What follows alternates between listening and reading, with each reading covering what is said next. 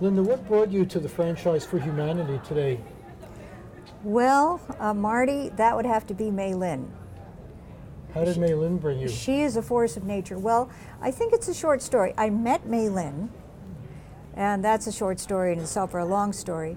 And then she's just so, she's such a force of nature that I realized that whatever Mei Lin thought or suggested is something I should probably be interested in and probably do. And how are you enjoying the conference so far?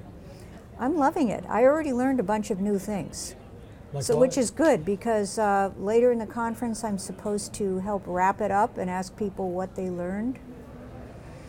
Well, I learned a couple things that I'm going to put into action. Some are about emergency preparedness. So I'll ask you a question. Sure. Are you prepared at home for emergencies? Depends on the emergency. Do you have a kit in your car? Do you have a kit in your house in case of emergencies? Limited kit. Limited, okay. So, me too, even though that's something I study. And so today there were a couple of good ideas about getting these apps that would locate you in your neighborhood, that would locate you in the world and let you know where the sources of water or shelters and things are. And so it's easy. You just get an app. It's sitting there on your phone. And I thought, well, that's a nice thing. That's good as long as the electricity is still working. Yeah, I mean, you have to share phones with others in your community because they'll all be gone pretty soon. But at least you could have it for a couple of minutes, find your way to a shelter, fire, So is this something you're concerned with? Do you feel that we might be facing some impending disasters and you want to make sure you're ready? Well, we're actually facing one right now in California. A big drought, which leads to fire. I've been in a fire myself. I was in the Oakland fire. Oh, that was about 20 years ago, wasn't it? That big Oakland 1992, fire? yes. Yes. Made it out, which is good. But always been kind of interested in that. Did you lose your house there? A lot of people yes, lost their I did. homes. Yes.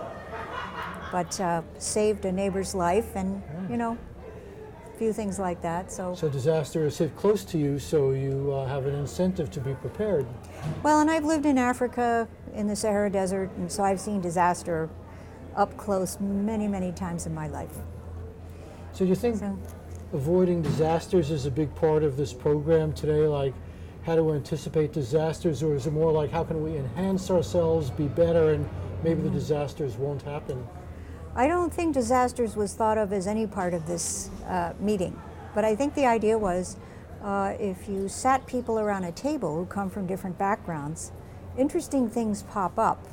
So we had John today who talks about health and electronic health records and all kinds of things, and he was moderating a table of all kinds of people from all kinds of backgrounds, and it just popped up like bubbles simmering in a soup that emergency preparedness was an important thing that people could actually do something about they're not doing because they don't think with each other. Now, the idea that people work together and cooperate for mutual benefit, that's not exactly a new idea.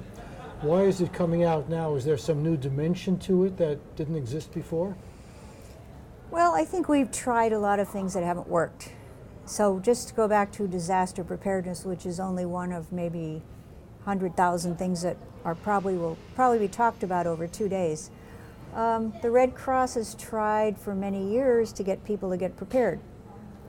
25% of the people are prepared or say they are. Doesn't change. A little bit after a disaster it blips up, then it goes right back down to the same low level. So I think one of the things that might tell us is that not enough people have been thinking together about why this is and what can be done about it. So the Red Cross people think with like-minded people, community-spirited people, but you don't get enough of the app developers sitting there with them. You don't get enough of other kinds of people that we had in our table today. And we just had 10 people sitting around, but coming up with good ideas. So is this a matter of creating apps for this? So if you want to know more about disaster preparedness, it's right on your phone. Well, one idea was if these apps are really good, why not, and this was a bold idea, why not have the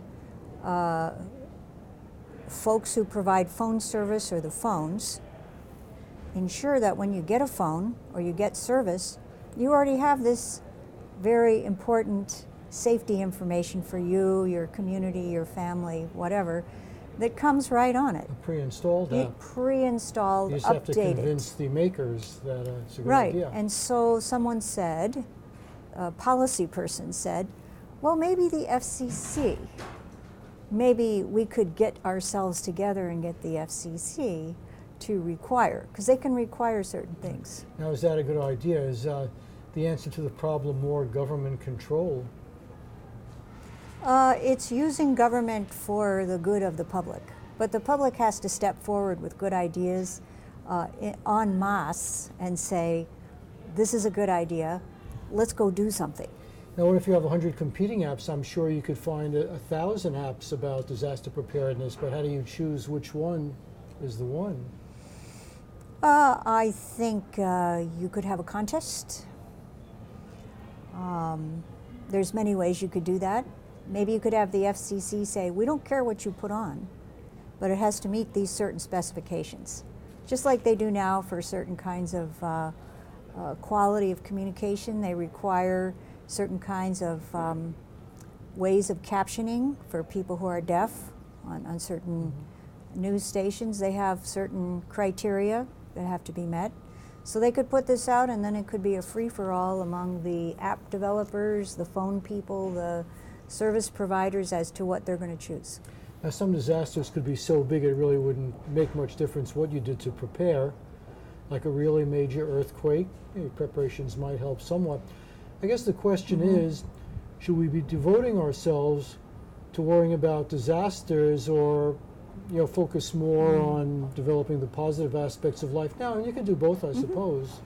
Yeah, and that's where I fall into all this, and that's where most of the public is with their everyday lives. So we have constant disasters. We have rise in, I'm a public health person, so we have rise in obesity, diabetes, all kinds of things that are preventable for the most part. And those are ongoing disasters that we have every day that are increasing all the time. We have 400,000 people dying every year of cigarette smoking. That's a huge disaster every year. Do you think that maybe we're getting a little bit too risk averse in this country? Because when you're more afraid of risks, you don't do as much. If the government says you can't do that because that's bad for you, can that have a side effect of harming initiative and throttling creativity? Well, when the government says, when the government's nanny state, it typically doesn't work. When the government says you shouldn't drink soda, you shouldn't smoke, etc., it often has a backlash. However, when you look at this over time, that when the government is involved in issues like smoking, and when I say the government, it can be local government, it could be a school deciding that they're going to have a smoke-free zone like Berkeley just did. The entire campus is now smoke-free. So that's the governing body of Berkeley decided that, and many people are very happy. You see people like me doing the happy dance when I see the sign, smoke-free. I actually did that yesterday. I did a happy dance in front of the sign that welcomes you to Berkeley, to the university campus. But do you recognize that some people won't quit smoking no matter what because they just like doing it and it's a habit? I mean, do you want to discriminate against people just because they have a bad habit? They can't smoke on my campus. Okay. That's not discrimination. They can go smoke somewhere else, but those spaces are becoming smaller and smaller and smaller. So are you expecting to make contacts at this event that will maybe lead you into other areas? Well, I decided to come here with an open mind because like I say, I met Mei Lin, and I met friends of Mei Lin with the California Health Corps. That was another group that I met through her. And I thought of, people with all kinds of interesting ideas about health, which is my field. And then here I've met people with all kinds of other ideas, even though I've only been here for a couple hours. So the idea was to come with an open mind and just see what I could take out of this. We're almost out of time. Do you have any last-minute comments you would like to make? You have the audience. This vast audience is yours to push any way you want. Go for it. Well, if I just wanted to say thank you to the organizers of this event, and I think this is something that we can all learn from. My kind of life's mission is to co-learn with people, whether I'm teaching or co-learning as I call it, and figure out how to do things better in a group. And just keep my mind expanded, meet more physicists or computer engineers, or there's an architect here. All those people can help me learn more and figure out how I can take all that and do something with it. Okay, very good. Thank you And very it's much. a lot of fun. Thank Linda you. Neuhauser.